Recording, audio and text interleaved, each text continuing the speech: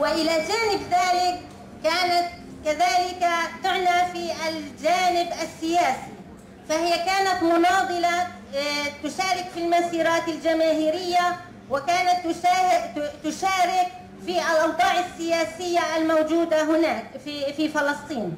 Puisque donc elle était très impliquée et d'une manière très générale, les femmes palestiniennes étaient très impliquées dans la lutte politique, elles participaient massivement aux manifestations, elles étaient très présentes dans les comités populaires qui assuraient la survie quotidienne justement sous l'occupation. فاعتقلت وسجنت وضربت من قبل الاحتلال الإسرائيلي.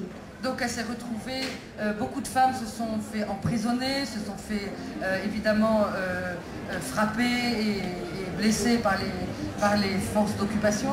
وكذلك تم حصارها كما حاصروا الرجل، فمنعوها من التجوال ومنعوها من التحرك إلى الأماكن الأخرى.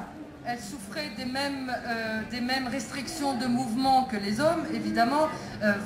Par exemple, tous les interdictions de circuler qui peuvent durer des jours et des semaines, hein, où les gens sont bloqués dans leur maison. فهذه المسؤوليات الكثيرة التي هي ملقاة على عاتق المرأة الفلسطينية بشكل عام والمرأة الفلسطينية اللاجئة بشكل خاص جعلها تكون على أوائل أو سلم الأولويات لثورات التحرر العالمية. Et le fait d'avoir tellement été obligée de prendre toutes ces responsabilités a fait qu'elle s'est retrouvée avec vraiment des compétences pour justement prendre aussi des responsabilités politiques. Et elle se trouve donc dans les instances politiques et les instances de combat, de lutte du peuple. فهي بنت المؤسسات وكانت عضوة فعالة في هذه المؤسسات سواء كانت النسوية أو غيرها. Elles ont donc créé beaucoup d'associations, d'organisations. Elles sont dans les instances dirigeantes donc de nombreuses organisations où elles jouent un rôle vraiment très considérable et très actif. وما زالت تعاني إلى هذه اللحظة لوجود الاحتلال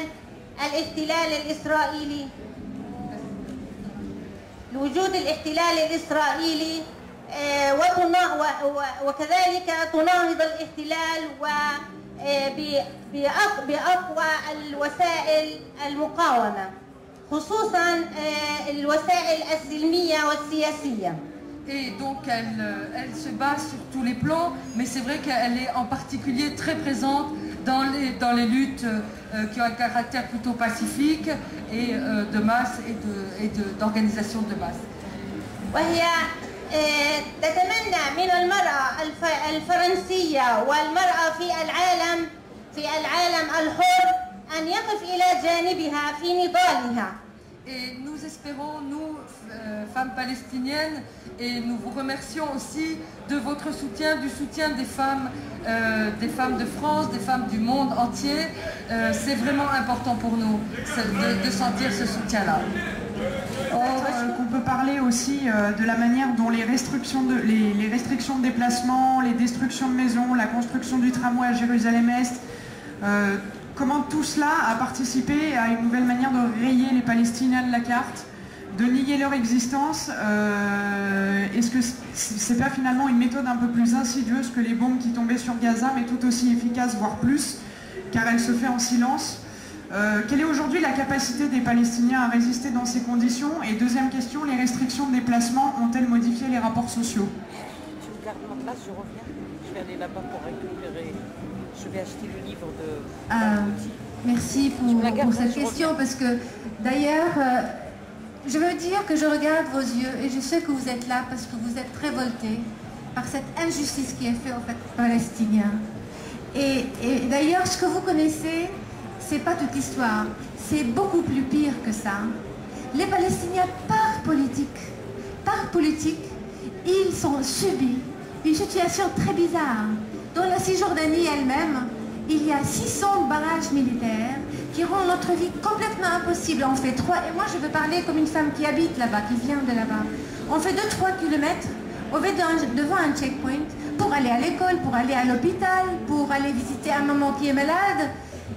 Un barrage militaire, dont vous ne savez jamais si vous pouvez passer. Ça peut prendre 2 minutes, ça peut prendre 1 heure. Une fois, j'étais à un barrage militaire, 9 heures assise dans ma voiture. 9 heures dans ma voiture. Et ce n'est pas l'exception. Ces barrages militaires sont faits, planifiés, ainsi surtout les barrages autour de Jérusalem-Est. Imaginez-vous Paris qui est isolé de la reste de la France. Qu'est-ce que ça veut dire?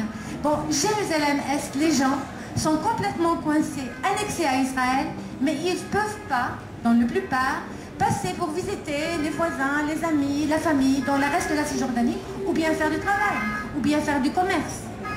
Ces barrages militaires qui ont commencé après la guerre de Golfe, déjà en 1990, ont pour but clair, pour appauvrir le peuple palestinien, parce qu'ils ont étranglé l'économie complètement, pour déchirer le tissu social qui est très fort. Les liens sociaux en Palestine sont très forts. Mais il fallait absolument les déchirer pour que les gens ne puissent plus se voir. Et ils ont très bien réussi. Parce que les gens de Bethléem sont surtout, il y a toute une jeunesse de Bethléem qui ne sont jamais allés visiter Jérusalem. Il y a 7 km de distance. Ils étudient sur Jérusalem dans leurs livres de géographie. Les gens de Bethléem, pour se marier. Mais comment les gens vont se revoir pour plus de marier? D'ailleurs, un jeune homme de Jérusalem, comme mon fils par exemple, de Jérusalem-Est, ne peut pas se marier avec une fille de Bethléem parce qu'ils ne peuvent pas vivre ensemble. C'est pas permis. C'est pas par hasard que depuis le premier intifada jusqu'à maintenant, il y a une pauvreté, plus ou moins, de 60% de la population qui vit au-dessus de taux de pauvreté. C'est-à-dire qu'ils ont moins de 2 dollars par jour. Il y a 32% de la population qui vit même par 1 dollar ou moins de ça par jour. À Gaza, il y a 80% de la population qui est nourrie tous les jours. Tout le monde le sait. Pourquoi ils ne font rien, cette communauté internationale? Cette monde dans le 21e siècle où on a établi le droit de l'homme, on a dit, le monde a dit, finalement, on a très bien réussi pour dire tout le monde sont égaux. On a tous les mêmes droits pour vivre, pour avoir un habitat, pour avoir un travail, pour avoir une bonne santé, pour aller à l'école. Le peuple palestinien est nié tous ses droits tous les jours. Le mur, c'est quoi? C'est pour la sécurité. Heureusement, beaucoup de responsables juifs ont dit que c'est un mur politique. Ça veut dire quoi? On prend la terre aux Palestiniens le plus possible, de terre vide, certainement vide, le plus possible. Et on se débarrasse des Palestiniens. Puisqu'on ne peut pas se débarrasser de 4 millions, alors on fait quoi? On les enferme dans des ghettos avec de barbelés, et comme ça, ils ne peuvent pas vivre. Il n'y a pas de futur dans ces ghettos palestiniens, ce qui reste de la Cisjordanie. À Gaza, bon, c'est le frison au ciel ouvert. C'est une situation qui pas seulement cherche à appauvrir, mais à rendre ignorante la population. Il faut que tout le monde soit extrémiste, fondamentaliste. Il faut que tout le monde soit aussi ignorant. On était toujours très fiers de notre niveau d'éducation. Les Palestiniens sont tous éduqués, les femmes avant les hommes.